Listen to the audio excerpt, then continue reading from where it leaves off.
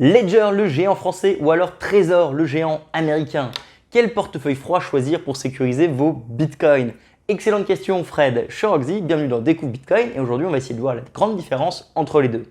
Pour être complètement clair, il n'y a pas franchement une énorme différence. Ça veut dire que si vous choisissez l'un ou l'autre, c'est déjà bien, c'est mieux que rien. Ça coûte quasiment le même prix et ça fait le même taf. Les nuances vont vraiment être assez minimes. Personnellement, comme c'est ta question, je préfère Trésor pour les débutants, simplement parce que je trouve que l'UX est plus intuitif. C'est plus beau, on va dire sérieusement, une Trésor. Quand tu la branches, quand tu es dans l'interface de Trésor.io, je trouve que c'est tout de suite très clair, c'est beaucoup plus facile d'accepter des bitcoins, d'en envoyer, d'avoir ses comptes. Par contre, Ledger Live, j'ai un petit hic. J'ai fait des tutoriels pour les deux, donc il n'y a pas forcément de compromis. Personnellement, j'utilise les deux, mais pour les débutants, j'envoie toujours vers Trésor. Si vous êtes déjà un petit peu plus avancé dans cet univers, dans ce cas, je pense que Ledger est très bien, simplement parce qu'elle offre peut-être plus de sécurité, même si c'est quasiment kiff-kiff, et c'est un petit peu plus compatible avec un certain nombre de logiciels qu'on pourrait utiliser externes à cet appareil. Donc si vous êtes à fond dans les altcoins ou alors que vous avez une bonne aisance de l'appareil et de votre sécurité, je pense qu'un Ledger fait bien mieux l'affaire qu'un Trésor. J'entends souvent dire également que Ledger est plus sécurisé et j'avoue que j'ai trouvé des vidéos où on va regarder à l'intérieur d'un Ledger. Je peux vous mettre les liens dans la description. Par contre, je n'ai jamais vu de vidéo qui analysait l'intérieur d'un Trésor. D'un point de vue vraiment fonctionnalité, c'est quasiment la même chose. Les deux peuvent faire des passphrases, les deux permettent de taper la clé privée pour la récupération directement sur l'appareil et jamais sur l'ordinateur. Dans Ledger, c'est obligatoire de base. Dans Trésor, il faut faire l'option avancée. D'un point de vue prix, c'est exactement pareil. La seule différence pour nous les Français, c'est que Ledger, c'est français. Donc il y a peut-être un petit peu moins de frais de port parce que ça ne vient pas des États-Unis. Pour Ledger, j'ai un petit coup dans la gorge évidemment parce qu'ils se sont fait hacker avec la base de données de tous les clients.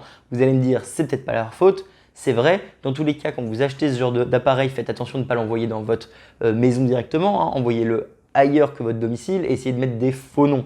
Mais il n'empêche que du coup, pour une boîte qui fait de la sécurité, se faire hacker, c'est un petit peu chelou. Après, l'appareil n'est pas remis en question, il est toujours aussi bien.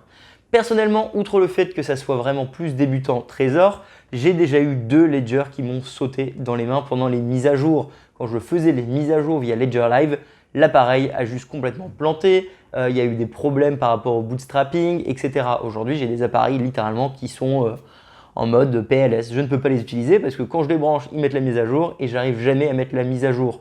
Donc Ledger, j'ai toujours un petit peu peur. Si vous devez avoir mon avis de Bitcoiner, je vous dirais de partir sur une cold card. C'est pas la question, mais c'est quand même la réponse. C'est beaucoup mieux, c'est beaucoup plus open source. Je préfère, c'est Bitcoin Only, c'est Airgap. Donc si jamais vous êtes beaucoup plus avancé dans l'industrie, évidemment, je dirais toujours que Coldcard, c'est la meilleure des trois solutions. Dans tous les cas, les trois solutions sont très bien et si vous atteignez un certain nombre d'argent, comme vous le savez, la passphrase ne sera plus assez et dans ce cas, on va utiliser un système de multisig qui grosso modo va combiner les trois. Si vous voulez des tutoriels, j'ai déjà fait des tutoriels par rapport à Trésor en trois parties, mise en place, récupération, utilisation et également pour Ledger en une grosse vidéo où je vous apprends à la mettre en place plus les passphrases. Franchement, encore une fois, c'est pareil, c'est le même prix, il vaut mieux ça que rien. Fais attention à ta sécurité. Il y a des petites nuances par-ci par-là. À la limite, celle-ci, c'est plus facile à cacher parce que ça peut rentrer dans des solutions comme ça. J'en ai déjà montré dans plusieurs vidéos. Donc, vous allez me dire, c'est plus pratique à cacher. C'est vrai, ça, c'est un peu plus chiant. Si vous devez voyager à l'étranger, ça, c'est plus simple.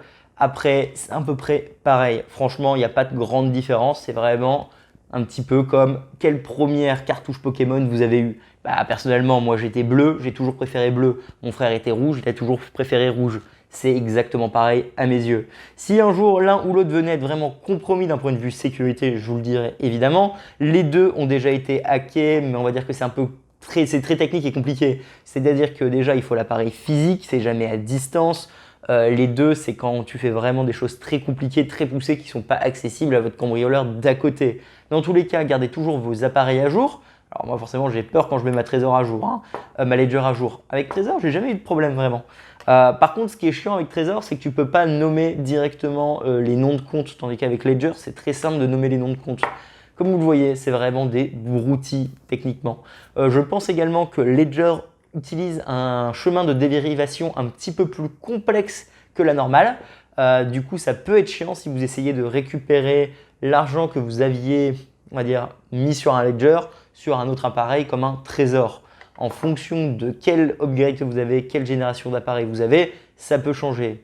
Je sais également qu'il y a des nouvelles générations. Je parle toujours simplement du modèle T et du modèle S parce que c'est les moins chers. Et je considère que si on est dans cette industrie, tout le monde n'est pas riche, tout le monde ne peut pas se permettre de mettre 150, 200 euros dans un portefeuille froid. Donc forcément, je vais toujours parler du moins cher. Comme ça, je suis sûr que tout le monde est OK et tout le monde peut se le permettre. Alors, pas tout le monde, mais une majorité.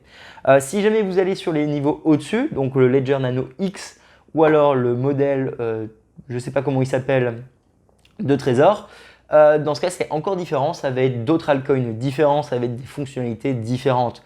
Ledger offre une solution qui se branche à un mobile. Je trouve ça très bien. Par contre, il offre également une option en Bluetooth. Je me demande pourquoi il y a besoin de mettre une solution Bluetooth dans un appareil qui est censé sécuriser plein d'argent. Je me dis que c'est simplement une vulnérabilité en plus et une zone d'attaque en plus.